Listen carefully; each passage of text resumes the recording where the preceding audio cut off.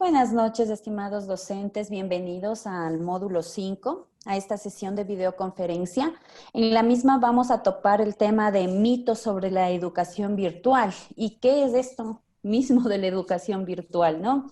Vamos también a mirar cómo a través del entorno virtual de aprendizaje disponemos de herramientas que nos permiten efectivizar la comunicación, porque uno de esos mitos es que la educación virtual tiene un limitante, que es el no poder comunicarnos o no tener esas herramientas para una comunicación efectiva. Y vamos a mirar que en el entorno virtual de aprendizaje, ¿cuáles son esas herramientas que nos permiten pues, gestionar estos procesos de comunicación? Voy a iniciar presentándoles una diapositiva para mirar qué es esto de la educación virtual. Y bueno, pues con la llegada de las TIC, muchos profesores han comenzado a cuestionarse su práctica diaria. Y eso es muy real. Y cuando entramos en el contexto de la pandemia y la emergencia sanitaria, esta situación fue aún más que es educación virtual. Entramos en un proceso de uso de la tecnología, de pronto sin haber estado preparados. Existe una brecha digital enorme con relación a Europa, Latinoamérica y Norteamérica. En Europa, que ya venían con estos procesos de competencia digital en los docentes, donde existen políticas educativas de acceso a la Internet, fue un poco más llevadero el tema de la pandemia y las clases en línea. Pero ¿qué sucedió con Latinoamérica? Acá tenemos una brecha digital fuerte. Nuestros estudiantes, la gran parte de nuestros estudiantes no tienen acceso a Internet. Eso fue lamentable, mirar esa situación. Y lo peor de todo es esas competencias digitales que no se han generado a nivel de docencia. En Europa, hace unos años, se levantó el Marco Común de Competencias Digitales.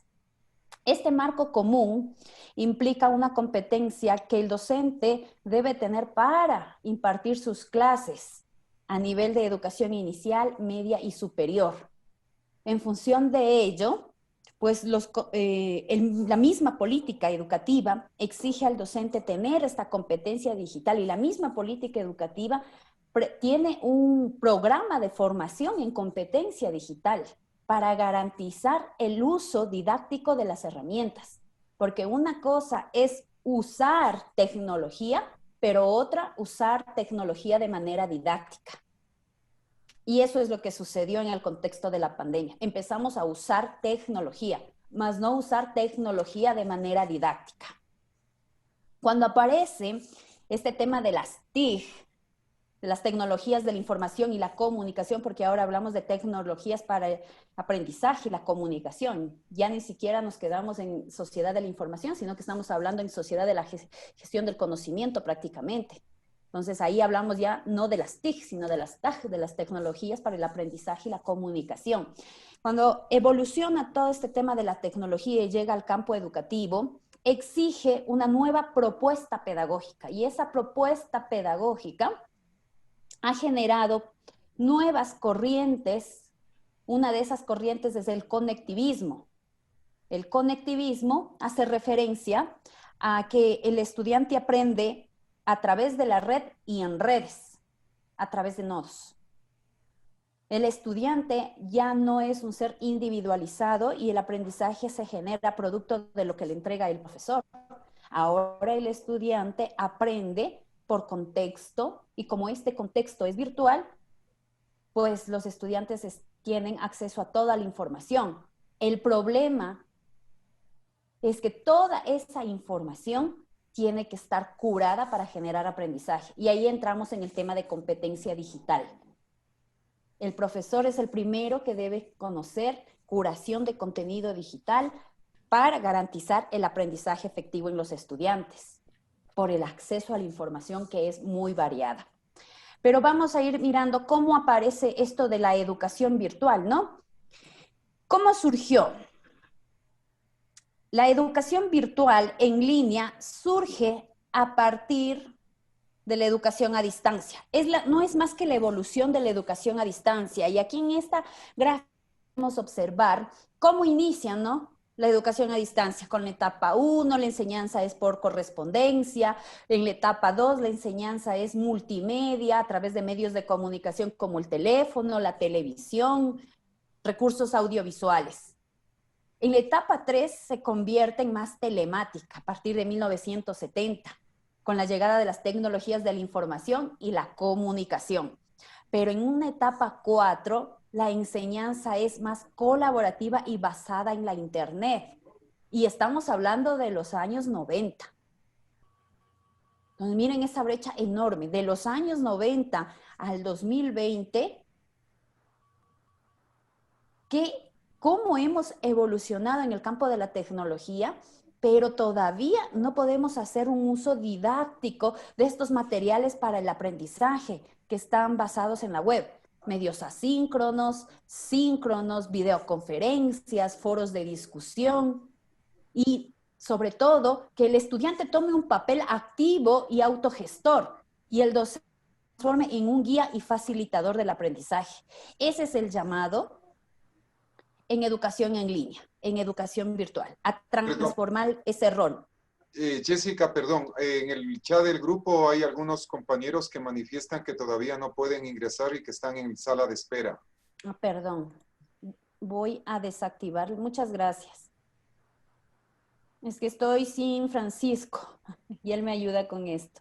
Permítanme un momentito para deshabilitar la sala de espera. Ya estamos sin sala de espera. Perfecto. Entonces, la educación en línea, la educación virtual, es la evolución de la educación a distancia. No es lo mismo que educación a distancia. Muchas veces confundimos estos términos y pensamos que educación en línea es en sí educación a distancia. Y no, tan solo es la evolución.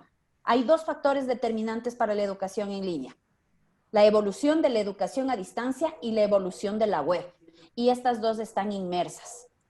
Estamos hablando de una web 1.0, donde era estática.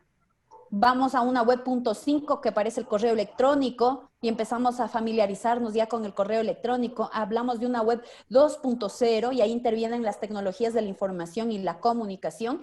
Y algunos expertos nos hablan ya de la web 4.0. Y esto obviamente viene a repercutir en nuevos modelos de enseñanza, en nuevas metodologías y en nuevas modalidades de estudio. Y una de esas modalidades de estudio es el e-learning o el aprendizaje a través de medios electrónicos, o lo que otros también denominan teleformación. El e-learning no es nada más que aprendizaje electrónico. Son aquellos conocimientos que se adquieren a través de medios como un entorno virtual de aprendizaje, una plataforma de videoconferencia. Aquí es donde tenemos una gran diferenciación entre lo que es educación en línea, educación virtual, educación a distancia y lo que nosotros estamos haciendo en este momento, educación remota. Nosotros no nos encontramos en una educación en línea, porque los procesos de educación en línea exigen que tengamos un modelo de diseño instruccional, todo ya levantado, todos los materiales previos desarrollados para que el docente se convierta en un tutor virtual, en un ente facilitador del aprendizaje y promueva la construcción de los aprendizajes. Incluso la mecánica es otra. Hay tutores que hacen seguimiento al progreso del estudiante y el docente se dedica a dictar sus clases síncronas, sus videoconferencias.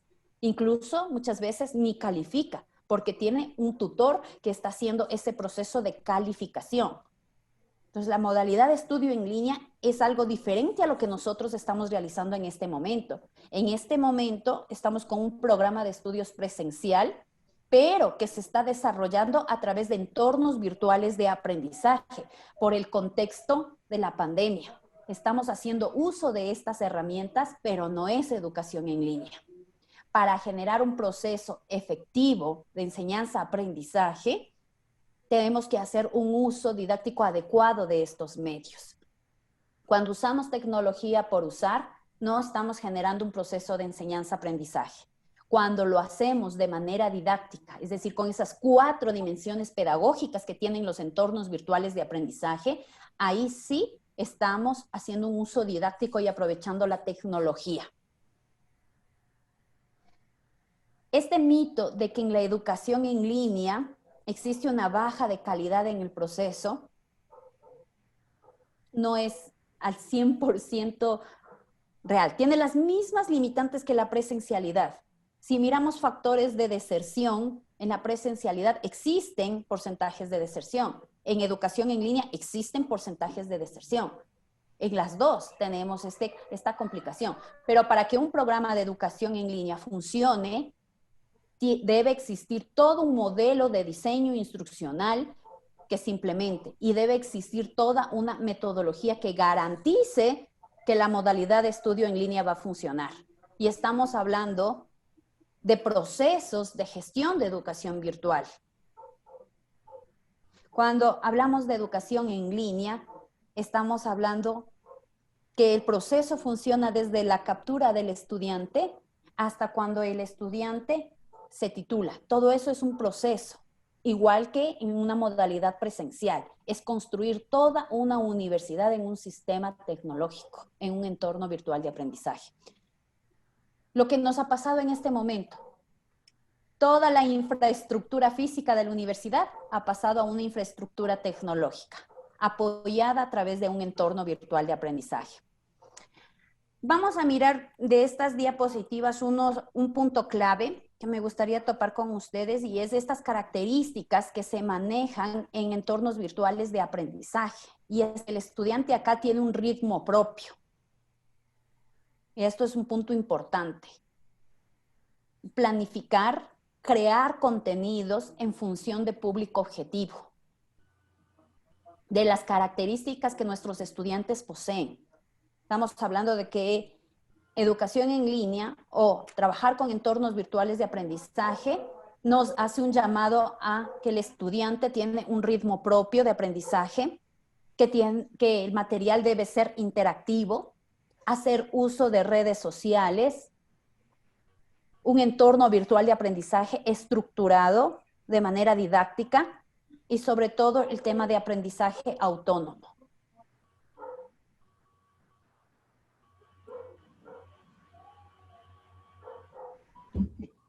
Existen modelos. Nancita nos está acompañando. ¿Cómo le va, Jessy, querida? No quería perderme. Ya voy a entrar un ratito, pero quería verles a los compañeros y voy a aprovechar un segundito para comentarles algo súper interesante antes de que continúe, por favor. Sí, bueno, buenas noches con todos. Frente a lo que nos está comentando ahorita Jessy, hay información que es súper importante. O sea, estoy siguiendo yo también un curso, así como ustedes están preparándose también yo, y tuve la oportunidad de irme un poquito más esto de la parte de la neuropedagogía, de las neurociencias, cómo aprenden los estudiantes.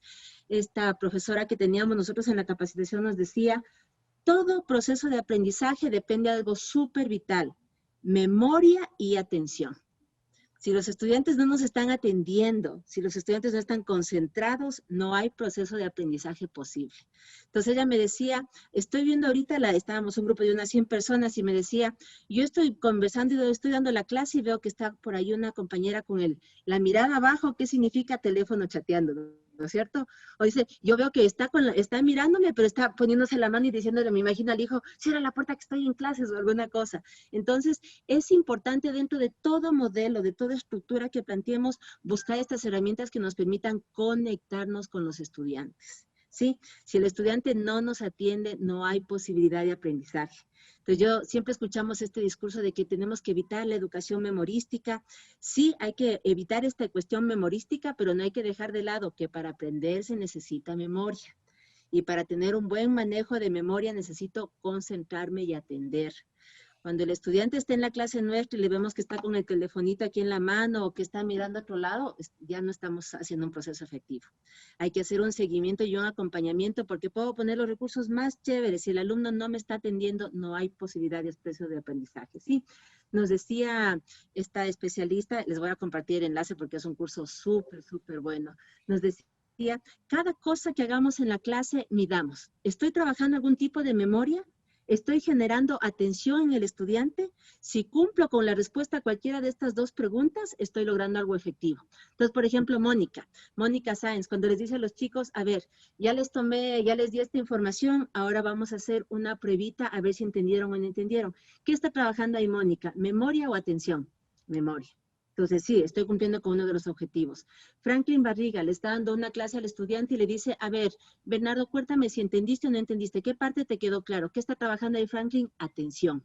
Entonces, todas las actividades que hagamos en la clase, todo, siempre enfocado a ese punto. ¿Estoy trabajando en mi estudiante atención o memoria? Si es que doy una clase magistral y hablo, ¿estoy trabajando memoria? El estudiante solamente me está escuchando. ¿Estoy trabajando atención? No lo sé. Entonces, ella nos ponía como en punto de juicio, cuando damos una clase, lo que se llamaba antes una clase magistral, ¿estoy trabajando algún tipo de memoria o atención como estudiante? Cuando leo diapositivas mientras estoy en la clase, ¿estoy trabajando memoria o atención? Entonces, enfoquémonos siempre en estos puntos. Esta señora nos decía, todo lo que hagamos, por ejemplo, memoria, construcción, reflexiones, exposiciones, tiene que estar siempre apuntados a uno de esos dos lados. Jessie va a seguir compartiéndonos mucho de estos mitos sobre lo que es la educación virtual, y es interesante porque nosotros planteamos este curso antes de que nos llegue la pandemia. Entonces hay muchos puntos que ahora nos dicen educación virtual es mucho más fácil ya por la vida, por lo que hemos tenido como experiencia. Ya Leonardo va a decir, no, la educación virtual no es más fácil, es más planificación, es más trabajo. Gustavo también va a decir, no, la planificación en línea, el trabajo es mucho más complicado, un profesor tiene que estar mucho más estructurado. Entonces, la mayor parte de mitos ya los hemos vivido. Ahorita ya con todo lo que hemos visto, ya sabemos que, por ejemplo, Lorena, cuando tiene con sus estudiantes trabajo, sabe que si les deja solos con instrucciones no claras, va a empezar una demanda de comunicación de mails. Todos estos mitos de que la educación virtual es más fácil, de que la calidad es inferior, de que la comunicación no importa, todos estos los hemos derribado. Y lo que queríamos con ustedes es básicamente tener esta reflexión. El ambiente, el estudio en lugares virtuales, en herramientas, es mucho más demandante para el profesor, pero el principio educativo sigue siendo el mismo. Cuando Rosita Terán va a trabajar con sus estudiantes, lo primero que ella tiene que tener en la cabeza es planificación. Todo proceso educativo necesita una buena planificación para hacer una buena ejecución y acompañamiento. Cuando no planificamos bien el ambiente virtual, nos pasamos más tiempo calificando que retroalimentando. ¿Y qué es más efectivo para los estudiantes? La retroalimentación. Entonces, ahorita que estamos planificando y generando aulas, tomemos en cuenta estos puntos. Yo quería compartir con ustedes y les voy a mandar el enlace de estos cursos para que puedan verlo. Esta parte de la memoria, esta parte de la atención son vitales porque ahí se evidencia cómo los estudiantes realmente se conectan, cómo los estudiantes realmente tienen un compromiso y saben más o menos cómo tienen que trabajar. En la mañana una profe me decía, Nancy, es que no puedo hacer la videoconferencia, entonces lo que yo hago es grabarme explicándole las clases a los chicos y después les comparto, y es lo mismo.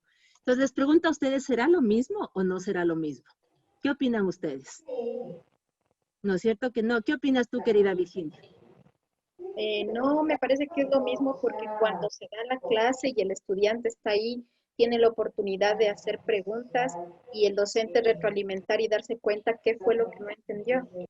Perfecto. Ese es en esencia. La profe me decía, pero igual me están escuchando la explicación, pero cuando yo solamente explico y no hay interactividad, ¿qué es? Es un recurso, no es una clase. Es clase cuando el profesor le dice, cuando el estudiante le dice, profe Galo Pazmiño, no entendí esto. Y profe Galo tenía toda la clase planificada, pero si esto no quedó claro, Galo detiene su clase y continúa en relación a la necesidad del estudiante. Ese es el espacio sincrónico, donde yo no entiendo algo y me puedo decirle, profe Jan, esto usted ya nos explicó, pero no le entiendo. Jan detiene el proceso porque les insisto, la educación es un proceso vivo. Yo tengo que ir satisfaciendo las necesidades de mis estudiantes y no tanto la planificación. O sea, la planificación es una organización de aprendizajes, pero el proceso educativo es un proceso vivo. Si, por ejemplo, Bernardo está dando clases y le dicen, profe Bernardo, tú les dices, la prueba es hoy en la tarde, disculpe, la mayoría no entendemos. ¿Les vas a tomar la prueba, Bernardo? No. O sea, a ver, vamos a fundamentar esto y a quedar claro, porque a la final si les digo, no, les tomo la prueba, todos que bajaron en calificaciones, eso no es avance. Es igual que estas prácticas antiguas de los profesores de la vieja guardia que le decían, a ver, ¿quién no me está atendiendo? ¿Quién veo que está con el teléfono? Usted no está con el teléfono, responde el ejercicio. El estudiante que estuvo con el teléfono, ¿sabe la respuesta? No. Entonces, perdemos el tiempo de los compañeros, perdemos el tiempo de la clase y no hemos avanzado en nada. Entonces, la óptica, el tratamiento de los grupos debe ser diferente. Les voy a mandar nuevamente, insisto, este curso está súper bonito, pero es mucho, mucho neuropedagogía, neurociencia. Y a mí como profesor esto me apasiona porque ahorita yo estoy escribiendo maneras de cómo tengo que enseñar mejor para que los estudiantes aprendan de manera significativa. Ese flash chiquitito, querida Jessie, perdón, siga nomás usted. Muchas gracias. Gracias, Dancita. Bueno, educación en línea implica trabajar en un modelo de autoaprendizaje, formación asistida y formación colaborativa. Pero ustedes me dirán, ¿y en dónde o en qué momento en el entorno virtual de aprendizaje trabajamos con este modelo de autoaprendizaje? ¿Cuándo hacemos autoaprendizaje en el entorno virtual? Cuando tenemos nuestros materiales cargados en el aula. Esto implica un proceso de autoaprendizaje a través de estos materiales por parte de nuestros estudiantes. ¿Cuándo hacemos formación asistida? Formación asistida a través de nuestra plataforma de videoconferencia, las clases que estamos desarrollando con nuestros estudiantes y un punto importante en el que debemos trabajar es formación colaborativa. Ahí es donde nos quedamos. Y ese también es un mito. Pensamos que trabajar con entornos virtuales de aprendizaje implica que no podemos desarrollar trabajo colaborativo, porque trabajo cooperativo se lo puede hacer. Pero aquí hay una gran diferencia entre lo que es aprendizaje cooperativo y colaborativo. Y el entorno virtual o los entornos virtuales de aprendizaje y las herramientas tecnológicas nos permiten generar aprendizaje colaborativo. En esta primera parte, yo quería topar esta conceptualización de lo que es la educación en línea, cómo surgió, cuáles son estos modelos que conjugan lo que es un modelo de formación en línea para pasar ya al uso didáctico del entorno virtual de aprendizaje, porque hacia allá es donde estamos apuntando. Cuando utilizamos tecnología, no la podemos usar por usar. Tenemos que aprovecharla. Y para aprovecharla, tenemos que trabajar de manera didáctica con un entorno virtual de aprendizaje. Y eso es competencia digital. Eso genera competencia digital en el docente y en el estudiante. Y también ayuda en el autoaprendizaje del estudiante el mantener un entorno virtual estructurado. Voy a pasar a compartir mi pantalla y el aula virtual con la que ustedes se encontraron en este semestre. Permítanme, por favor, voy a buscar mi aula de prueba.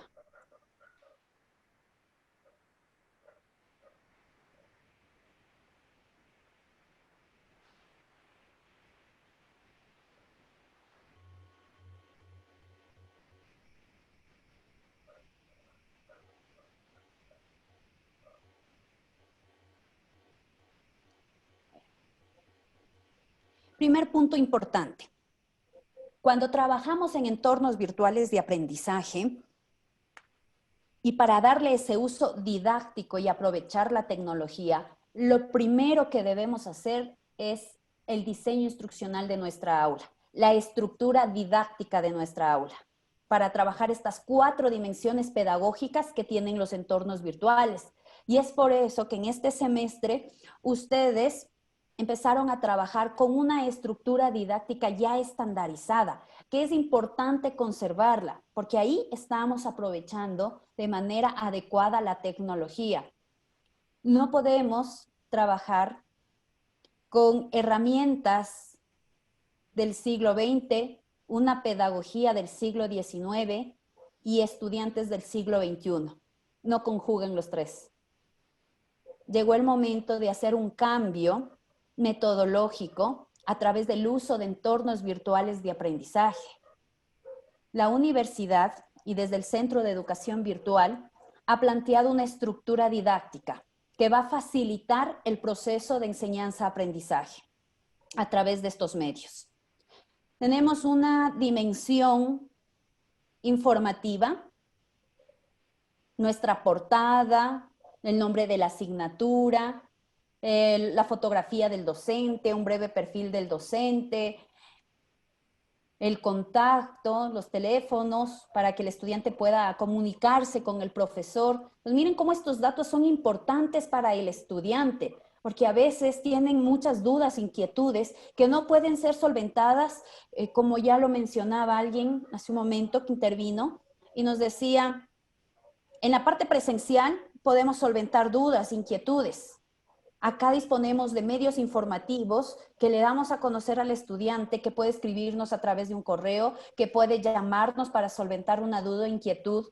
Y tenemos estos espacios de políticas de entornos virtuales, el acceso a una biblioteca, las herramientas que puede hacer uso el estudiante y soporte, en donde va a encontrar ayuda sobre el soporte técnico del aula virtual.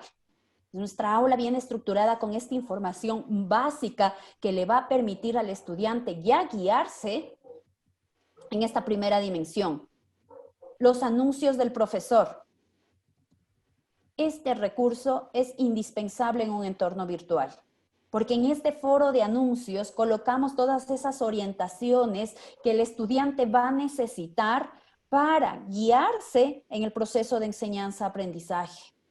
Lo ideal, dependiendo de la carga horaria que se maneje en la semana, es que este foro debería tener una publicación diaria, dependiendo, ¿no?, de la carga horaria, porque todos los días el estudiante necesita conocer qué es lo que debe hacer, o por lo menos deberíamos partir la semana con una publicación clara de todas esas orientaciones que van a guiar el estudio de esa semana.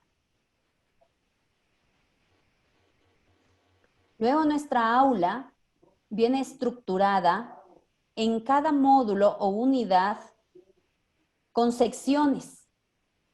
Estas secciones permiten trabajar todas estas dimensiones pedagógicas y lo que les mencionaba, estos 3 elementos de educación virtual: el autoaprendizaje, la formación asistida y la formación colaborativa. Y van a mirar cómo esta estructura tiene los 3 elementos.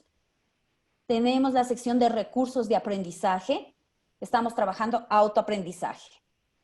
Tenemos los recursos opcionales también para el estudiante, estamos trabajando autoaprendizaje.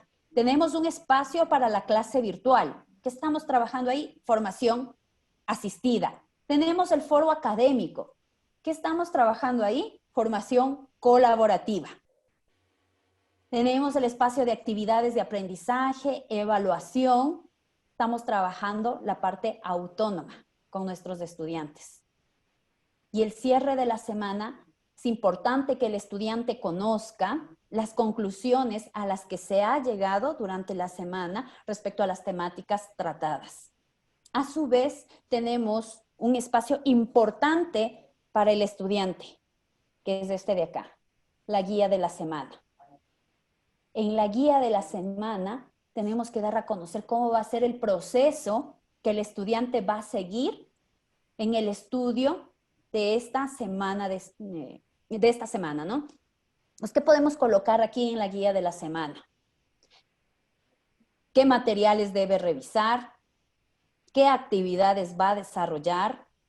¿Hasta cuándo debe presentar las actividades? Puntualizar algún punto importante para el desarrollo de las actividades. Los resultados de aprendizaje es algo importantísimo, a pesar de que el estudiante ya lo tiene en el sílabo, pero partir del resultado de aprendizaje y dar a conocer al estudiante el resultado de aprendizaje esperado es importante. Estos 3 elementos estamos trabajando cuando desarrollamos nuestro entorno virtual con esta estructura didáctica: autoaprendizaje, formación asistida y formación colaborativa. Vamos a mirar en este momento cómo crear algunas herramientas para trabajar este punto de formación colaborativa con nuestros estudiantes a través del entorno virtual de aprendizaje.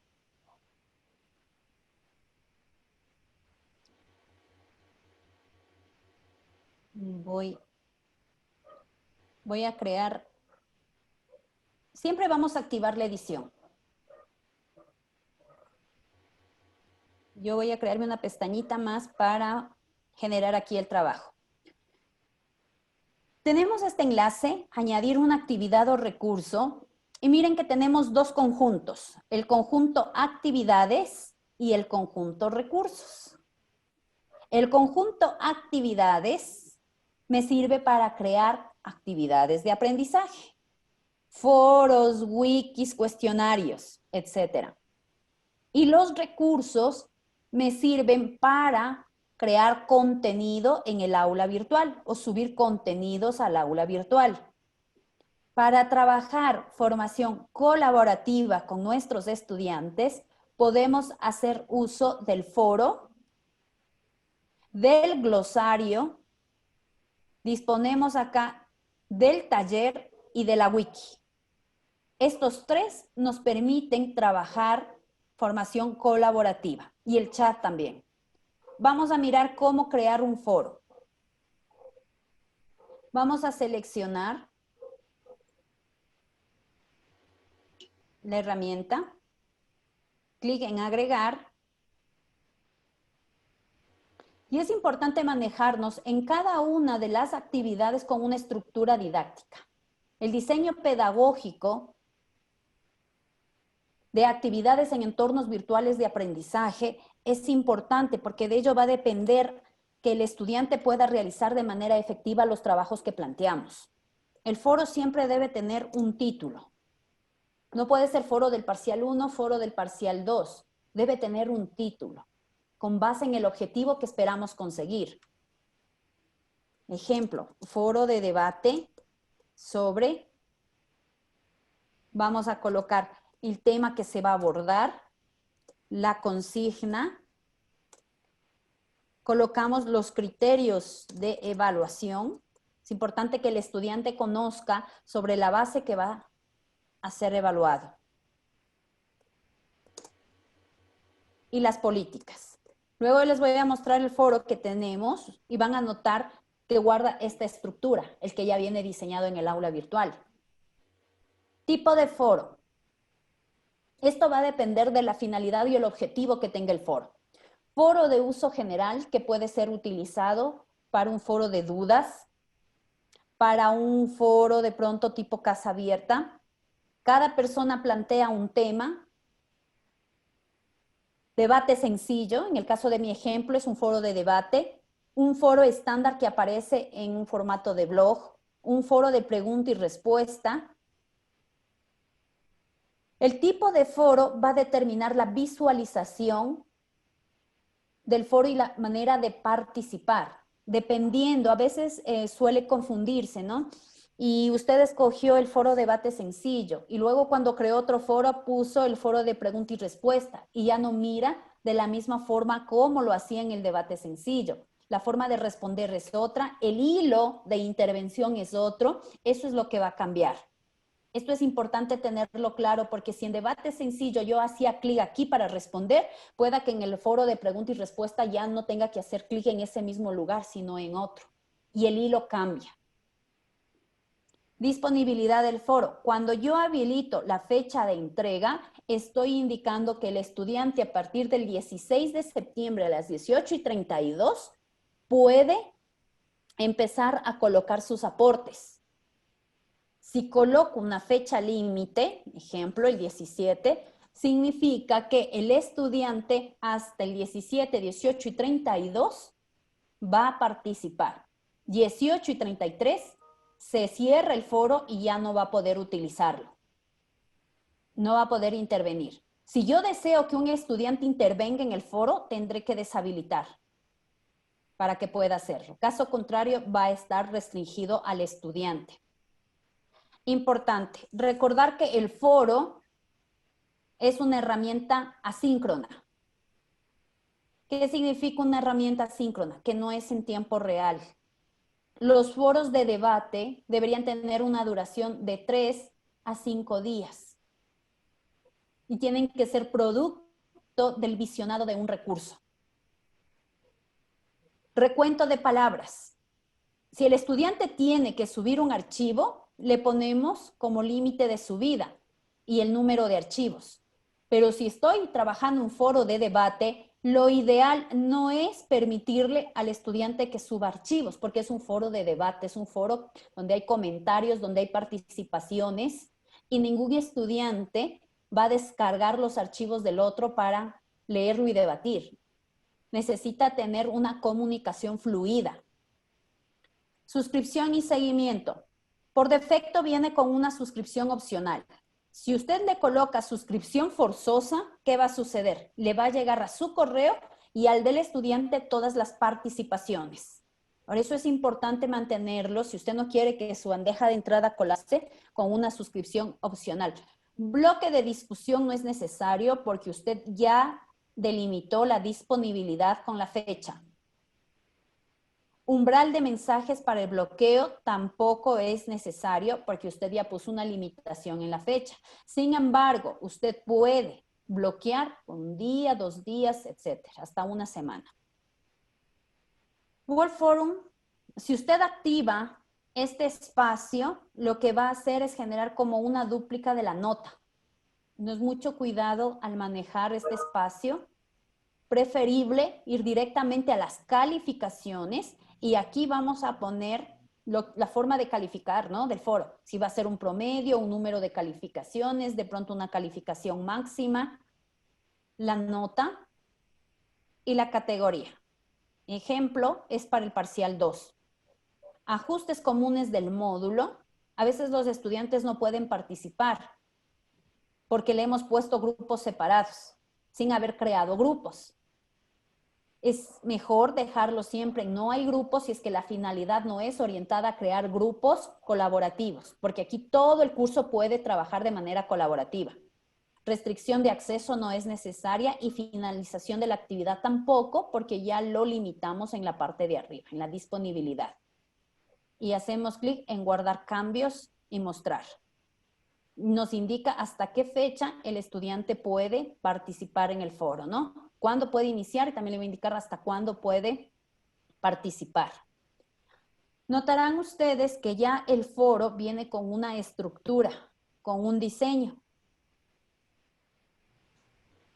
Y ya le estamos pidiendo el título, el tema, las preguntas generadoras de debate o la consigna, los prerequisitos, tenemos las políticas de los foros académicos. Estamos ya considerando esta estructura o este diseño pedagógico. Aquí voy a parar para mirar si ustedes tienen algún comentario, alguna situación al respecto. Los tipos de foro, me dicen que les explique a más detalle. Perfecto.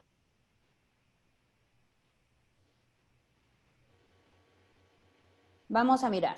Miren este foro. Voy a trabajar sobre la base de este foro. Hago clic aquí en añadir un nuevo tema. Voy a colocar el nuevo tema. Envío el mensaje. Enviar al foro.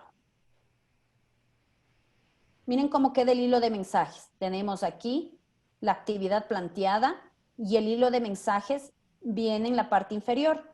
Tengo que hacer clic en tema de prueba para ingresar al mensaje y tengo acá enlace permanente, editar, borrar, responder. Desde acá voy a responder. ¿Sí? Esta es la visualización. Si me voy a editar ajustes, voy a regresar al foro para ir a la edición. Aquí está. Si me voy a editar ajustes, miren que este foro es de uso general. Por eso lo miro de esa forma, en ese formato. Lo que cambia es el formato. Si me voy a foro en un formato de blog, vamos a esperar que se guarden los cambios, voy a regresar y vuelvo a entrar en mi foro.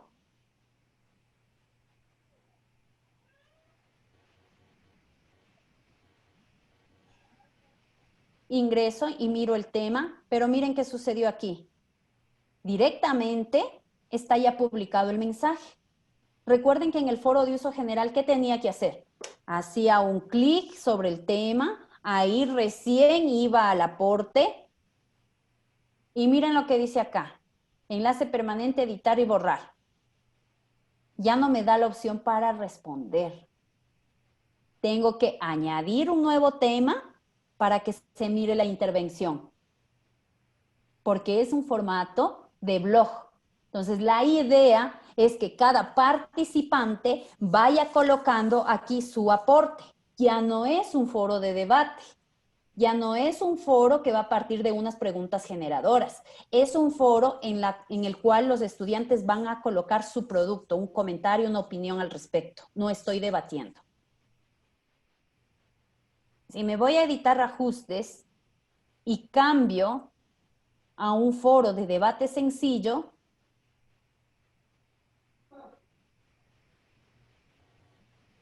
miren lo que pasó.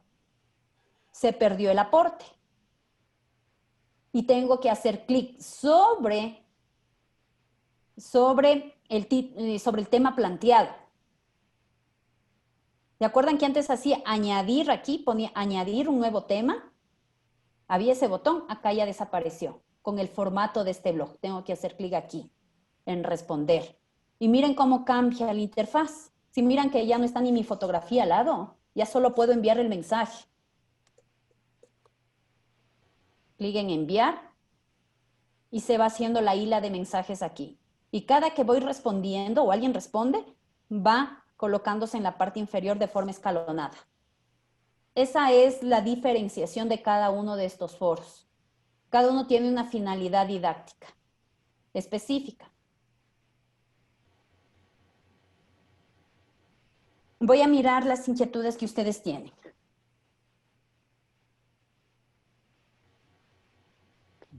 Dice, por favor, me interesa el diseño del foro, los dibujos. La anterior clase el compañero nos enseñó con control A para copiar, pero no se me pegan los dibujitos. Ya. ¿Qué vamos a hacer, mis queridos profes? Sugerencia. Para evitarnos el estar pegando los códigos, activemos la bolsa de recursos en el aula. Ustedes notarán que yo tengo aquí mi bolsa de recursos. Me entregan mi aula o ya tengo la estructura de mi aula, lo que voy a hacer es activar la bolsa de recursos. Voy a borrar la bolsa de recursos para que miren cómo se la activa. Ya. Me voy al aula, ¿sí? En el aula activo la edición y me voy a agregar un bloque. En agregar un bloque, hago clic en bolsa de recursos.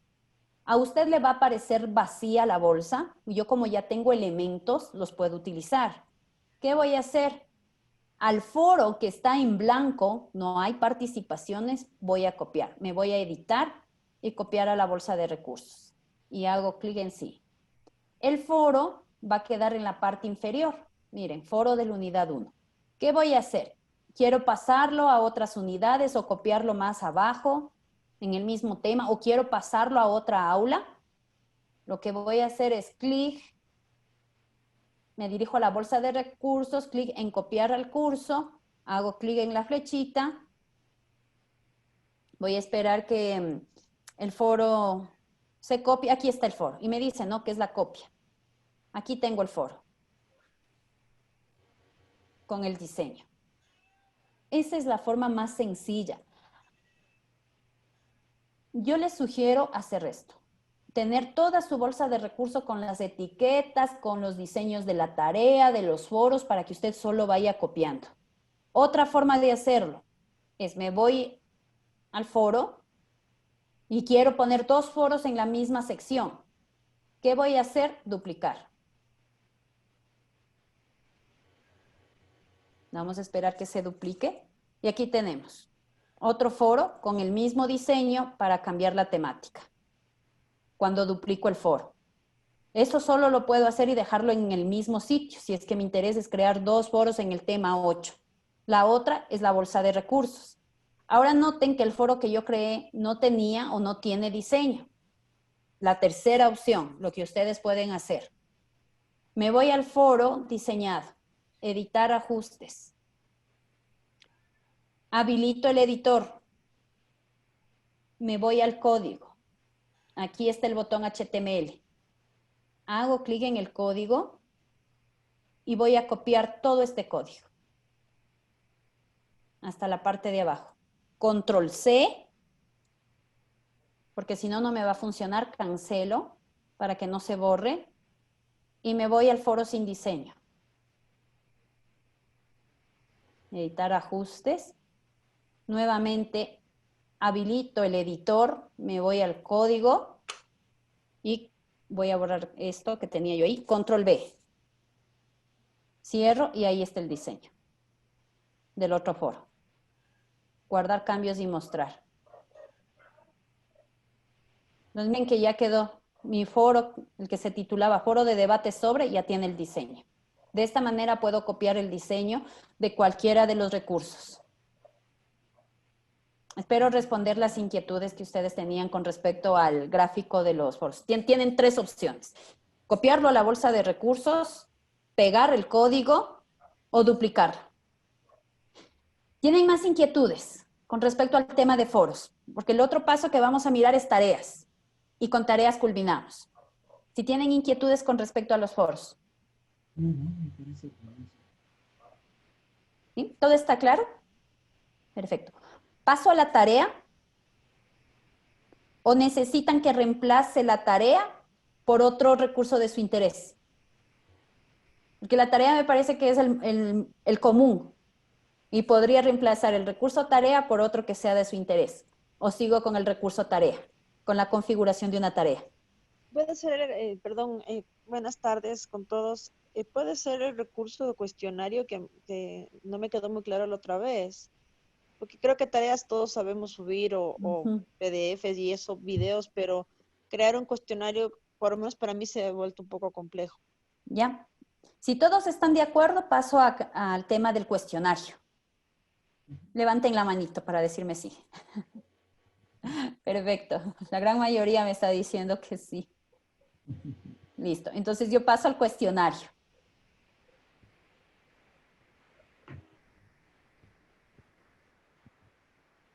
Me hacen una pregunta. Dicen, ¿cómo actividad tenemos objetos? ¿Cómo se crea? Ya voy a mirar en qué parte está objetos porque esa no lo he visto. Alexandra, voy a responder tu inquietud antes de irme al tema del cuestionario. Cuando yo voy a añadir una actividad o recurso, tengo estas opciones. Base de datos, certificado, chat, consulta, cuestionario, encuesta, foro, glosario, los juegos, la lección.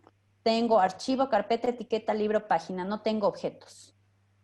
¿A qué hace referencia, Alexandra, para ayudar con la respuesta a esa pregunta? Podemos activar el micrófono, no hay problema. Buenas noches. Buenas noches, Alexandra. Como tarea, decía exactamente creación de objetos en el aula de práctica. Ah, la tarea del curso. Ajá. Ya, las tareas del curso, por favor, las vamos a encaminar a Francisco, que es la persona que está haciendo la tutoría, para que él pueda responderles sobre el tema de las tareas que tienen que realizar. Muchas gracias, Alexandra. Gracias. Yo le voy a llevar su inquietud también para que él pueda responderlo y colocarlo en el foro de comunicados. Gracias. Buenas noches. Buenas noches. Buenas noches. Sí, tal vez hay la oportunidad de, al final del cuestionario, si tenemos unos minutos para hablar sobre los talleres, como una medida colaborativa, como un trabajo colaborativo. No sé si es que tenemos una unidad aparte para hablar de los talleres o podemos toparlo ahora. Yo puedo enfocarme al finalizar unos minutitos a la creación del taller, no hay problema. Muchas gracias. Vamos al cuestionario.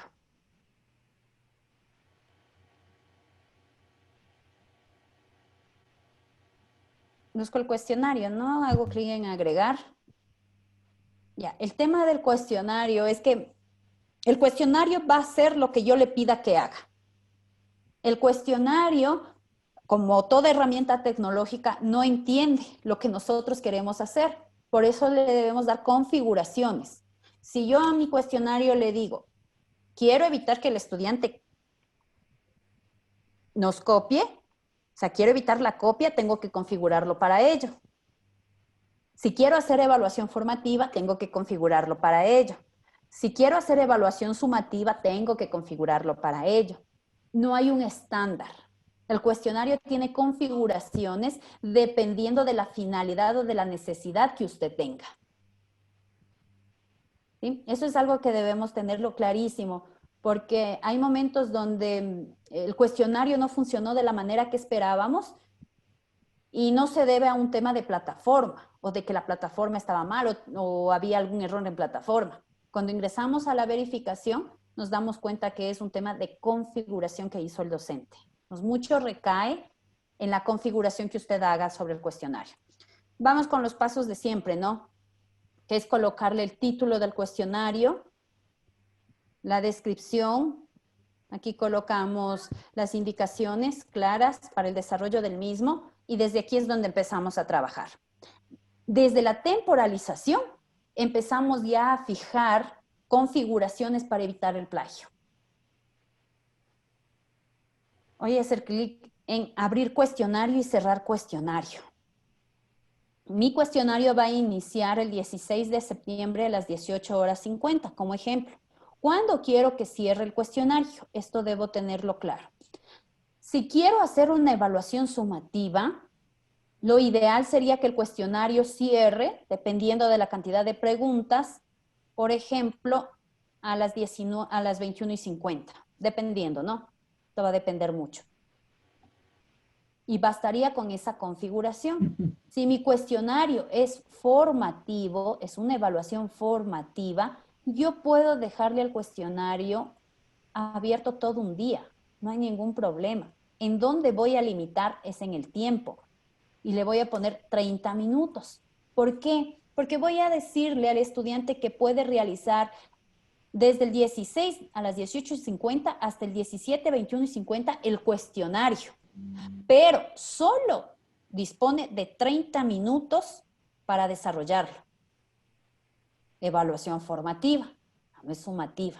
Le estoy dando un día al estudiante y en cualquier momento él puede ingresar, pero de ese día solo le estoy otorgando 30 minutos o le voy a dar 60 minutos de todo ese día. Esto va a depender mucho de la finalidad que usted tenga. Chicos que dicen que se les apagó el computador, se les fue el internet, cuando lo hacemos así, tan cerrado, tan en ese momento, ¿no? Y luego nos toca estar borrando los intentos, etcétera. Podemos dejarle todo un día abierto al cuestionario con la restricción de 60 minutos. Esto lo dejamos tal como está, el envío se realiza automáticamente y bajamos a la calificación. Categoría, obviamente lo colocamos si es examen final, examen final. Calificación para probar, ¿qué significa eso? Que si el examen es sobre 50 puntos, el estudiante necesita como mínimo 30. Ahí colocamos. Si no es el caso, lo dejamos en blanco.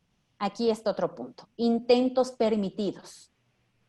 Si es formativo, yo podría dejarlo sin límite, podría colocar 2 intentos, podría poner 3, etcétera.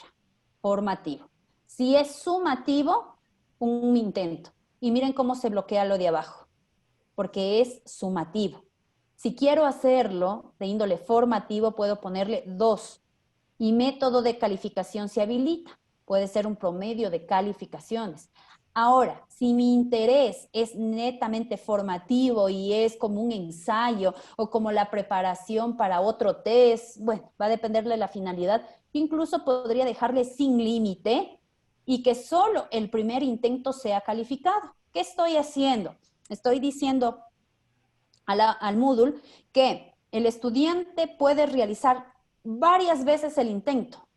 Puede hacerlo 10, 20, 50 veces incluso. Pero solo el primer intento es calificado. Los otros intentos solo son para repasar. Ya no van a puntuar ni le van a permitir mejorar la nota, pero le pueden ayudar a prepararse para el siguiente examen, porque va a tener una base de estas preguntas. Va a depender mucho de la finalidad. Una evaluación que me gustó mucho cuando yo estaba cursando mis estudios de maestría con una profesora que es psicóloga en educación y trabajaba justamente en entornos virtuales de aprendizaje y nos mandó un texto, un PDF que para mi visión era muy extenso para ser trabajado en un entorno virtual de aprendizaje y nos dio un mes para aprender todo ese material, que era bastante. Y nos dijo, ustedes tienen el examen abierto. Pueden realizarlo las veces que quieran en el mes. El cuestionario iniciaba, por ejemplo, un 16 de septiembre y finalizaba el 16 de octubre. Tenía un mes. pero usted tiene que sacar 100% de la nota. Tiene que sacar 100 sobre 100. Entonces decía, pero 100 sobre 100 y son 50 hojas de PDF y un mes. Era algo increíble. Yo decía, no puedo, es que no puedo. La primera vez que di el examen, saqué 20 sobre 100. La segunda, 30 sobre 100. La tercera, saqué 40 sobre 100. La quinta, saqué 70 sobre 100. Hasta que llegué a la sexta y la séptima, creo, y saqué 100 sobre 100. Había sacado 100 sobre 100, sí podía. Cuando tuvimos la clase con la profesora, empezamos a conversar de los temas del texto, del PDF. Aunque ustedes no lo crean, son los contenidos que más recuerdo en mi vida. Porque fue un proceso de ensayo-error, ensayo-error, ensayo-error. Fue una pedagogía conductual incluso, pero esos contenidos los tengo. Se me quedaron en la mente. Y me pareció, para un entorno virtual de aprendizaje, una estrategia que es muy conductual, pero que tuvo un efecto positivo en los estudiantes. Lo realicé 7 veces, pero logré sacar 100 sobre 100 y hasta ahora me acuerdo de lo que esa profesora me dio. Y ella empató con la clase presencial que tuvimos y reflexionamos y conversamos sobre ese tema. Y todo el mundo conversaba de manera fluida sobre esas temáticas. Es muy interesante. Primer intento, puede ser, ¿no? La estrategia. Primer intento calificado y sin límite. En el ejemplo que yo les di hace un momento, nosotros podríamos ponerle sin límite y que solo el último intento sea válido. ¿Qué significa el ejemplo que les puse hace un momento? Que hasta que el estudiante logre 100 sobre 100, usted le va a permitir que haga todos. Y solo el último intento, que ya es el que va a llegar a 100 sobre 100 o 50 sobre 50, es el que es tomado en cuenta. Vamos al esquema. Aquí también, por favor, hacemos verificación para evitar el plagio. Miren que dice que en cada página voy a presentar cuántas preguntas, pero aquí va a depender muchísimo. Porque si es sumativa, lo ideal sería cada pregunta, para que el estudiante vaya pasando de pregunta en pregunta, no tenga la oportunidad de tomar la fotografía de las 5 preguntas y enviársela a otro estudiante. Pero ¿qué pasa si son 40 preguntas? Imagínense lo tedioso que sería para el estudiante estar pasando de página en página. Esto va a depender mucho. Sugerencia, mantenerlo en cada pregunta, porque además que las preguntas no se van a presentar en el mismo orden. Entonces el estudiante no va a tener esa oportunidad tampoco de tomar capturas y estarle enviando al otro estudiante. Y tenemos aquí mostrar más. En mostrar más tiene método de navegación. Cuando yo le dejo al estudiante cada pregunta y libre, significa que el estudiante va a pasar de la pregunta 1 a la 5, va a regresar a la 2, luego a la 8, luego a la tercera, etc. Va a poder saltar entre el banco de preguntas si yo lo dejo como libre. Si es formativa, de pronto podríamos dejarlo, pero si es sumativa, sugerencia, no, dejarlo de manera secuencial. Como aparece en diferente orden las preguntas, el estudiante necesariamente tendrá que contestar la primera para pasar a la segunda y luego a la tercera, etc. Pero si le dejo libre, va a poder saltar entre las preguntas y ese salto incluso ya le permitirá ir a la web, buscar la respuesta a esa pregunta, en fin. Pero si lo dejo secuencial, no le doy tiempo porque además ya está limitado con el tiempo acá arriba. Comportamiento de las preguntas. Ordenar al azar las respuestas, por supuesto, siempre lo vamos a dejar como sí. Y aquí es donde bueno, este punto, yo les sugiero entender esto, si es un poco complejo, no lo van a entender con 1 o 2 capacitaciones sobre cuestionarios. Yo les aconsejo hacer clic en este icono de ayuda, irse a más ayuda, y les va a llevar al sitio de Moodle.org, y ahí les explica detalladamente qué significa. Interactiva con varios intentos, modo adaptativo, dependiendo de lo que usted aquí coloque, va a reaccionar el cuestionario de una manera diferente. Ejemplo, si yo le pongo interactiva con varios intentos, significa que al estudiante le va a aparecer la pregunta, le aparecen las respuestas, el estudiante se equivoca y le aparece un mensaje que le dice que la respuesta no es correcta y que vuelva a intentarlo. El estudiante vuelve a intentarlo, le vuelve a parecer que no es correcta hasta que llega a la respuesta correcta. Pues cada una de estas tiene una especificación de lo que el estudiante va a poder hacer con las preguntas. Si yo lo dejo, por ejemplo, en modo adaptativo, significa que al estudiante, el estudiante se le va a presentar la pregunta, va a responderla, se va a equivocar, le va a parecer que es incorrecta, va a volver a contestar y va a pasar a la siguiente pregunta. Y le va a penalizar.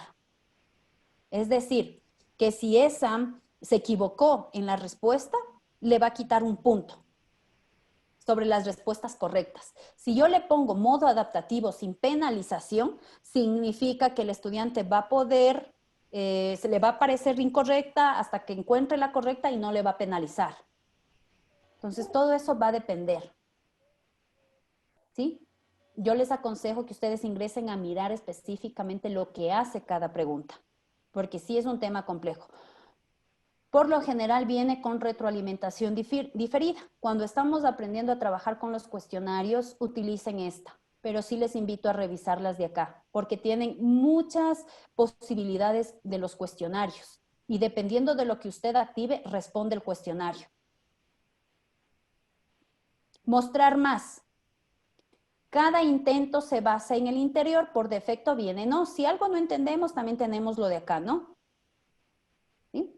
¿Qué significa si yo le pongo sí? Significa que el intento se va a basar en el contenido anterior.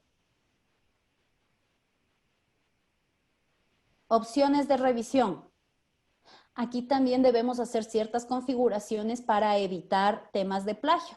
Miren que viene por defecto señalado todo. Es decir, al momento que el estudiante termina cada intento, está mientras sigue abierto el cuestionario y cuando se cierra se están mostrando todo.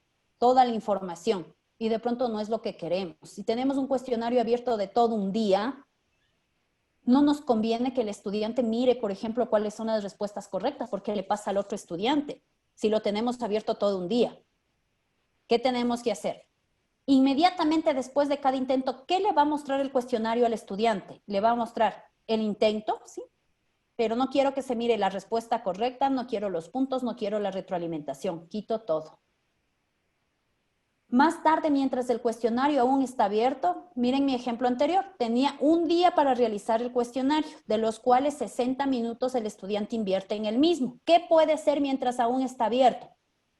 Yo solo quisiera, ni siquiera que mire el intento, no me interesa, le quito el intento y le quito los puntos, que no vea nada. ¿Qué va a pasar cuando el cuestionario se cierre? Es decir, ya terminó la fecha y ningún estudiante puede hacer el cuestionario. Ahí sí me interesa. Que mire el intento, que mire si es correcta, que mire los puntos, mire la retroalimentación. Esto va a depender de la finalidad que usted tenga. Sumativa, puedo dejar esta configuración, pero si es formativa, de pronto no me conviene. Si es diagnóstica, de pronto no me conviene y tengo que dejar todo activado. Va a depender del tipo de evaluación. Pero ojo con esto. Aquí también evitamos temas de plagio, haciendo estas configuraciones. ¿Qué es lo que queremos que el estudiante mire después de cada uno de estos espacios, ¿no? Después de cada intento, mientras el cuestionario aún está abierto, después de cerrar el cuestionario. De pronto podría ser interesante que el estudiante después de cerrar el cuestionario solo mire los puntos, cuántos sacó, ni siquiera mire cuáles fueron incorrectas ni el intento que él hizo. Esto va a depender mucho de las necesidades que usted como docente tenga y la finalidad de la evaluación. Apariencia. Esto no es necesario. Que me conteste. No es necesario esta parte. Me conteste. Decimales. Voy a terminar, por favor, de darle explicación y luego abro un espacio para preguntas. Esto no afecta, lo podemos dejar como está. Restricciones extras sobre los intentos, ojo con esto. Si el estudiante tiene que hacer un intento más, yo puedo ponerle una contraseña. Pero si le pongo una contraseña, yo debo estar consciente de entregarle la contraseña en el momento correspondiente y que si el estudiante se olvida, no va a poder ingresar. Definitivamente no va a poder ingresar al cuestionario. Entonces, mucho cuidado cuando utilizamos contraseñas. Esto hay que tenerlo claro. Podemos utilizar cualquier contraseña. Estos datos de acá son más técnicos y no aplican. configuraciones que el docente debe hacer. Esto lo dejamos como está. Sí puedo proteger el cuestionario con una contraseña. No habría problema, pero mucho cuidado. No puedo perderla. Y usted tiene que ingresar y activar el cuestionario. Retroalimentación global. Esto me sirve cuando quiero darle información al estudiante de manera general sobre el cuestionario. Entonces, sacó el 100%, ¿qué le voy a colocar aquí como retroalimentación? También han notado que existen cuestionarios que al estudiante alcanza, por ejemplo, el 80 sobre 100 y le dice, muy buen trabajo, etcétera, etcétera. Entonces, no sirve para eso. Y aquí podemos ir colocando más porcentajes. Cuando el estudiante saque el 50%, ¿qué dato le va a aparecer como retroalimentación general? Y puedo ir agregando campos en función de los porcentajes. Podría ser una especie de gamificación también aquí con varios intentos. Sería muy chévere para los chicos también tener estos espacios, ¿no? Si yo le pongo varios intentos, podría irle colocando aquí, ¿qué mensaje va a salir cuando tenga el 100%? ¿Qué mensaje va a salir cuando alcance el 80%? ¿Qué mensaje le va a salir hasta el 10%, etcétera? Ajustes comunes del módulo, lo dejamos como está. Y ojo que aquí también podemos limitar por grupos. Pero para limitarlo por grupos, primero debo crear los grupos. Restricciones de acceso no es necesario. Finalización de la actividad tampoco es necesario. Y guardar los cambios y mostrar. Esa es la configuración que debemos tener clara en los cuestionarios. Por eso es que el cuestionario se nos hace tan difícil, porque en verdad que hay que entenderle la configuración. Listo. No sé si tenemos... Ajá. Sí, perdón que interrumpa. María Isabel. Sí, eso, la configuración me queda bastante claro, pero lo que no me queda claro es cómo yo inserto, digamos, si es la palabra, las preguntas que quiero en el cuestionario, o sea, porque nosotros, bueno, por lo menos yo en mi área no habíamos tenido la necesidad de estos cuestionarios, pero ahora yo tengo que tomar cuestionarios vía virtual, entonces, ¿cómo inserto las preguntas o cómo creo el banco? Es lo que no me queda claro. Ya, eso voy a la segunda parte para explicarles.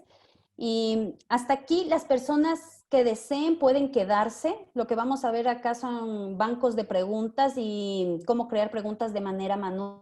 Yo les agradezco muchísimo por la asistencia y quienes pues quieran quedarse con mucho gusto. Podemos hacerlo. Jaime, tenía una inquietud. Sí, buenas noches. Cuando tú pones la cantidad de puntos, la calificación sobre la cual se va a calificar el cuestionario y las preguntas, ¿te admite hacer cuestionarios sobre 20 puntos para después pasar a la libreta de calificaciones sobre 20 puntos?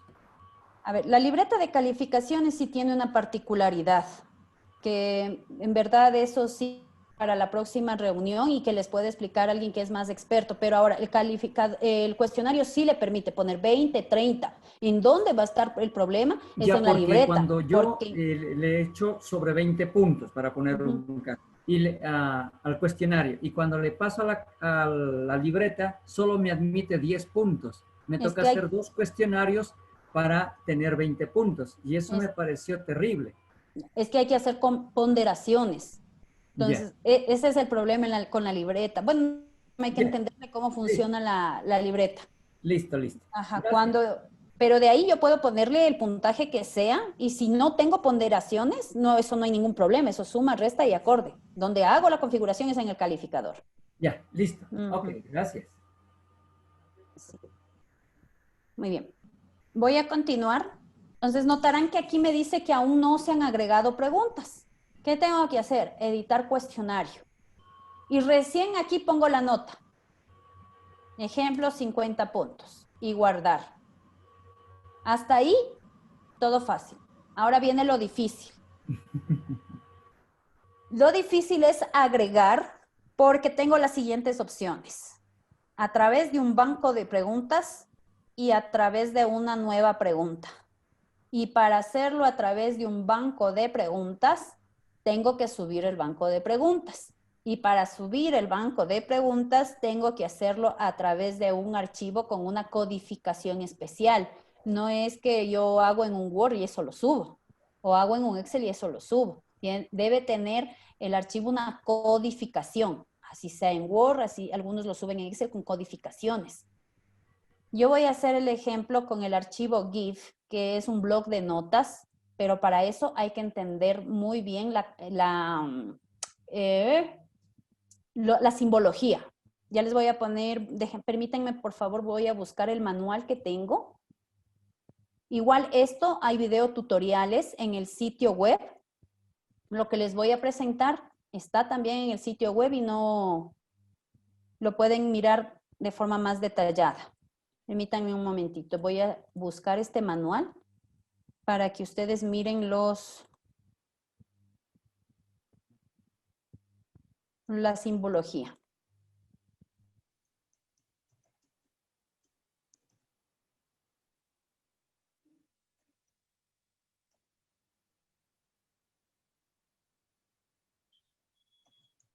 Ya les comparto pantalla.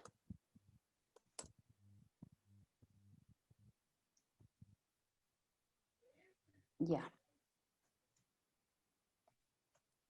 A ver.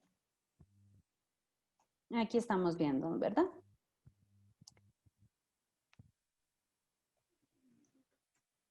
Ya.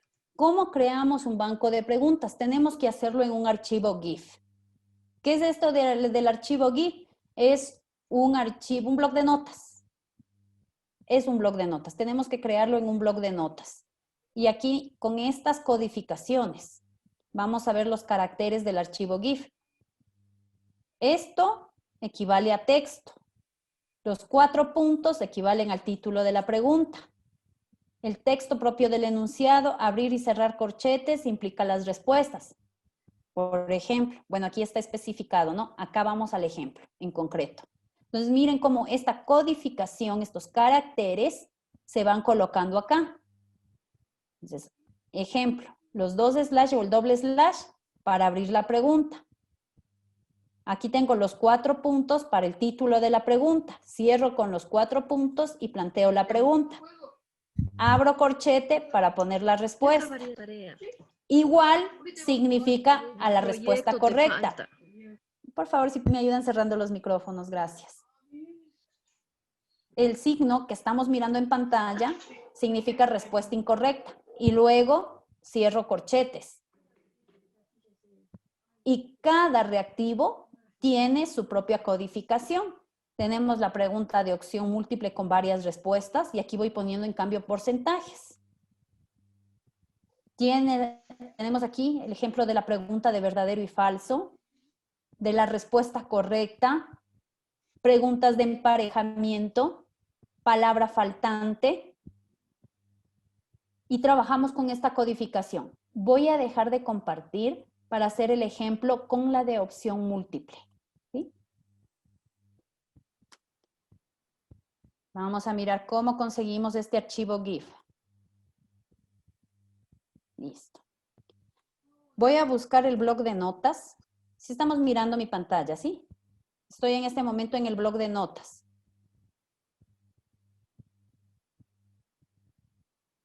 Sí, estamos mirando, estoy en el bloc de notas. ¿Sí me ayudan informando? Sí, sí. Muchas gracias, Lorena. ¿Qué voy a hacer? Miren, coloco el doble slash, la pregunta 1. Voy a mover para acá. Por favor, si cerramos el micrófono, muchas gracias. Voy a abrir corchete y quito. La pregunta es... Permítame un momentito, voy a cerrar el micrófono de Ivoncita. Ya. Voy a dejar a Quito, que es la respuesta correcta porque estoy preguntando cuál es la capital del Ecuador. Entonces, la respuesta correcta va con el signo igual. Las respuestas erróneas con este signo. Entonces, Cuenca no es respuesta correcta, Guayaquil no es la respuesta correcta. Y Loja tampoco. Cierro corchetes. Entonces, una vez que está dada esta codificación, este es el archivo que voy a subir. Aquí trabajo todas las preguntas. Me voy a archivo, guardar como, yo voy a guardar mi ejemplo en el escritorio. Ejemplo.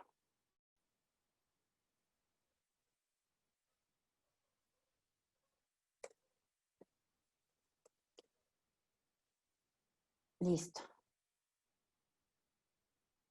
Perfecto. Una vez que terminé ya mi archivo, lo guardo y me voy a dirigir al aula. Aquí tengo mi archivo de ejemplo. Me voy al aula virtual. Listo. ¿Estamos mirando mi aula virtual? ¿Sí? Sí, se observa el aula. Muchas gracias. ¿Qué voy a hacer? Me voy al icono de gestión del curso. Aquí tengo banco de preguntas y lo que voy a hacer es importar el banco de preguntas. Voy a importar, voy a seleccionar formato GIF y ¿qué voy a hacer? Colocar el formato, el archivo, aquí, en el selector. Aquí está. Se subió el archivo y hago clic en importar. Cuando está bien el banco cargado, todo aparece en color verde y me dice cuántas preguntas se han importado. Como yo tenía en mi ejemplo una, miren, se importó esta pregunta. Si hay un error, que puede ser que puso mal el carácter, dio espacios que no debía, ahí aparece en color rojo y le indica qué pregunta está mal, qué preguntas está fallando. Y hago clic en continuar. Y esto se sube a un banco de preguntas general. Miren. ¿Qué voy a hacer? Me voy a regresar al cuestionario. Yo lo creé aquí en el tema 8, aquí está. Me voy al cuestionario. Me voy a editar cuestionario. Hago clic en agregar y agregar un banco de preguntas.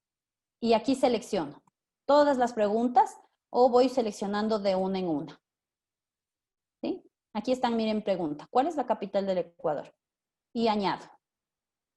Y aquí se subieron las preguntas. Tenía. Así es como subimos preguntas. De manera manual, me voy a agregar una nueva pregunta y escojo entre los reactivos, opción múltiple, como ejemplo, agregar, y voy llenando de una en una. Entonces, nombre de la pregunta, ejemplo, pregunta 1. Pregunta 1. Enunciado de la pregunta, ¿cuál es la capital del Ecuador?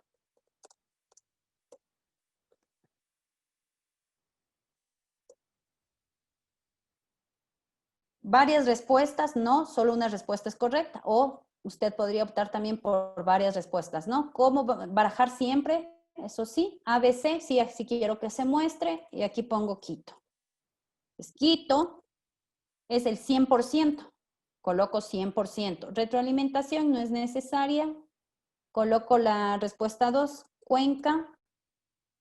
Ninguno, porque no es la respuesta incorrecta y no tiene ningún peso, ningún porcentaje. Quito, Loja, Guayaquil, y puedo seguir colocando más, ¿no? Hago clic en guardar cambios. Y se subió. Miren, aquí está la otra pregunta. ¿Cuál es la capital del Ecuador? Que es la que acabo de hacer. Tenemos estas dos opciones. Hacerlo a través de un banco de preguntas o ir cargando de una en una. Ahí sí ya depende mucho de ustedes. El formato GIF no es difícil. Existe un tutorial en el sitio web del CEF. Ahí está explicado cómo crear banco de preguntas y cómo cargarlos al aula virtual.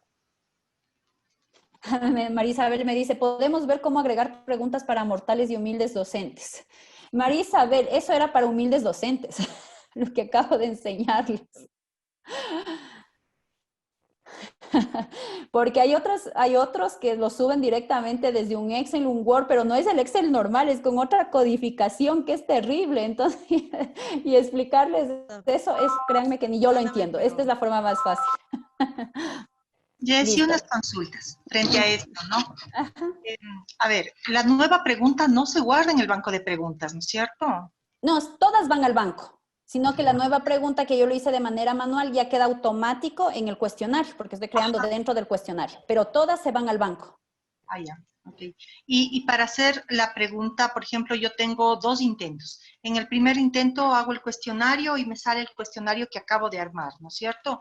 Ya, pero yo quiero darles otro intento, pero con un nuevo cuestionario. ¿Cómo hago eso? ¿Hay cómo hacer eso? O sea, el segundo intento tiene otras preguntas, quisiera decir. Así como nos toman a nosotros. Ajá. No, Las dos sí. pruebas.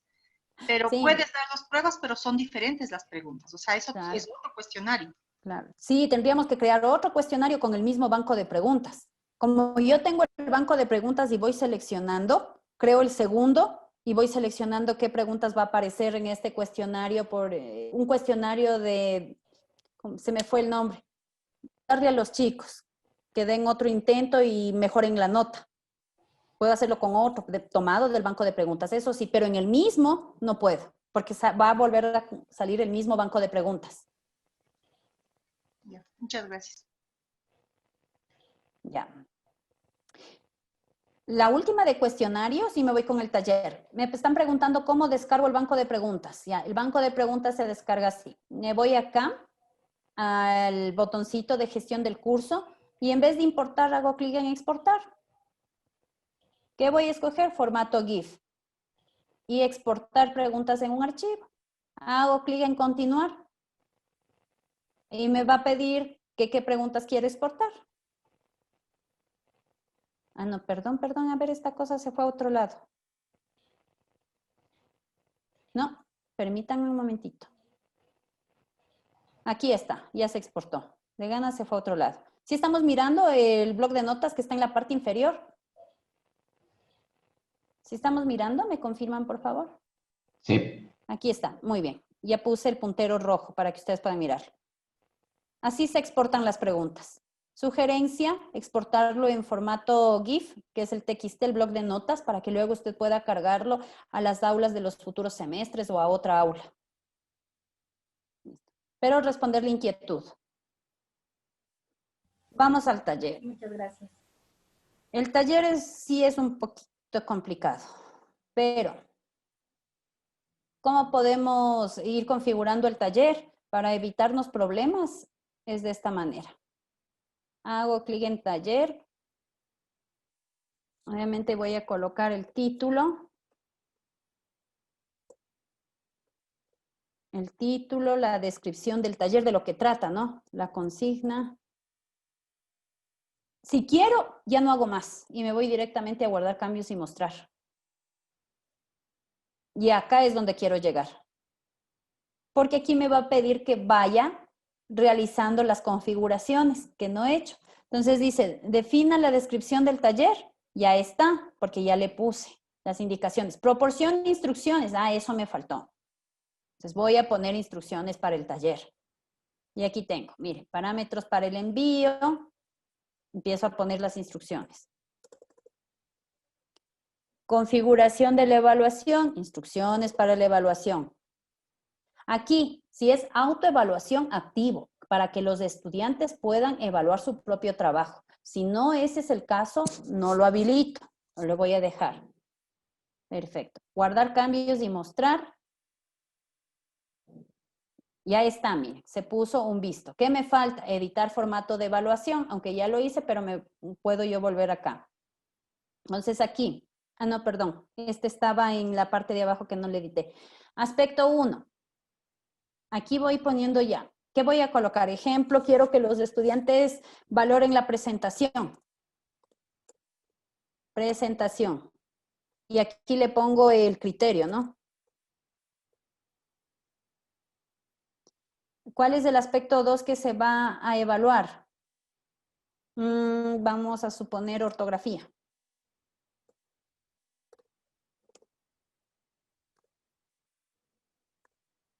Caramba, no quiere funcionar mío. Ya. Y coloco el criterio, obviamente, el nivel de desempeño. Puntuación. Lo voy a dejar como puntaje, ¿no? Ejemplo, un punto. Aquí va a depender mucho. Esto es como una rúbrica, tal vez. Similar a una rúbrica. Sí. Ajá, similar. Ajá, similar porque luego el estudiante con base a esto va a calificar y se va a autocalificar. Okay. Entonces aquí yo voy poniendo los aspectos que son calificables. Presentación, ortografía con los argumentos. Puedo poner, si es sobre 50 el taller, que ya viene configurado sobre 50, puedo poner 5 criterios de 10 y estos ponderan como 1, etc. Voy haciendo esta configuración. Esto es similar, ¿no? Es similar a una rúbrica o una lista, como una lista de cotejo, prácticamente. Donde el estudiante va a ir colocando, cumplió 10 puntos, o un punto. Cumplió, no cumplió, etcétera. Permítanme colocar. Ya. Guardar y cerrar. Entonces ya está. ¿Qué me falta? Cambiar a la siguiente fase. ¿Qué significa cambiar a la siguiente fase? Que empieza el trabajo. Vamos ya a la fase de envío. Hago clic en cambiar a la siguiente fase, continuar, y aquí vamos. Proporcione instrucciones para la evaluación. Recuerdan que yo ya había hecho eso, por eso estaba pintado. Ya está aquí. Entonces, todo eso está bien, perfecto. Se va poniendo un visto. Asignar envíos.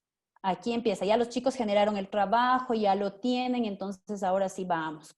Vamos a asignar envíos.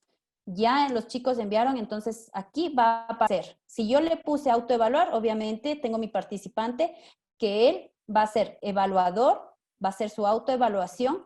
Y si tengo más estudiantes, aquí me va a dar la opción de ir asignando. Por ejemplo, quiero asignar de manera aleatoria y se van a crear pares entre los cursos. O puedo hacer una asignación programada. Entonces aquí yo tengo que ir haciendo los ajustes de asignación. Por ejemplo, si ya generé grupos, ya podría ir colocando que el grupo 1 revise el grupo 2. Ah, exacto. ¿Sí? Ajá, va a depender mucho. Entonces aquí dice, eliminar acciones, los participantes pueden evaluar sin haber enviado nada. Sugerencias, sí. ¿Por qué? Porque al momento que nosotros generamos esto de talleres para que se califiquen entre pares, vamos a tener un problema. El chico que no envió y no quiere enviar la tarea no le va a calificar al otro chico si yo dejo habilitado. Entonces, preferible, sí le permito que, aunque no haya entregado el trabajo, califique el del compañero, porque si no el compañero se va a quedar sin nota. Y guardo los cambios. ¿Sí? Y continúo. ¿Sí? Voy a regresar al taller. Y ya están los envíos, ¿no? Bueno, aquí yo no tengo, pero aquí le sale a usted el visto. Yo no tengo muchos estudiantes, por eso es. Y luego me va a salir cambiar a la siguiente fase. ¿Qué significa la siguiente fase? Que ahora sí empieza la evaluación por parte del estudiante, porque aquí hice los envíos. Es decir, los estudiantes me enviaron y ya les asigné quién va a calificar a quién, pero aquí ya van a empezar a enviar. Cambiar a la siguiente fase, ya calificaron los estudiantes y vamos a la fase de calificación de evaluaciones, es decir, calificación que va a hacer el docente. Entonces, calificaciones, calcular calificaciones de envíos, depende de la configuración que usted haya dado. Aquí ya proporcionar una conclusión de la actividad, es decir, aquí viene ya su retroalimentación, ¿no? Que viene en la parte de acá abajo. En comentario final. Y guardar cambios y mostrar. Entonces, todo esto es un proceso. Cambiar a la siguiente fase significa que ya he llegado a culminar todo el trabajo y se cerró. Esta actividad se queda abierta, por ejemplo, un lunes, y como el taller dura como un mes, todos los lunes, puede manejarse así, o puede solamente el lunes una semana, algo así. O sea, solo en una clase, para trabajar en una clase, o para trabajar en varias clases. ¿Puedo utilizar esta actividad? Claro, pero va a depender mucho de la actividad, ¿no? Por ejemplo, si yo tengo un taller para 4 semanas y cada semana voy habilitando una fase, podría ser. Ajá, pero es uno, siempre va a ser uno. Si yo quiero hacer cada taller en diferente clase, tendría que crear, por ejemplo, si es un mes con 4 semanas, tendría que crear 4 talleres, si cada uno tiene una finalidad distinta. Ya, así muchas funciona gracias. el taller. Y aquí se ven ya las notas, ¿no? Calificación recibida, la que le puso el estudiante, la que usted le calificó y el total, que sería como el promedio. Ya. Ya. Muchas Entonces, gracias. preferible le configuro así, como ustedes vieron. Entré a la primera, no le configuré bien, le dejé así porque luego solito me va a ir indicando qué me hace falta. De esa manera trabaja el taller. Ya. Listo, les agradezco mucho por la Gracias. asistencia. Que tengan una linda noche. Hasta luego. Hasta luego.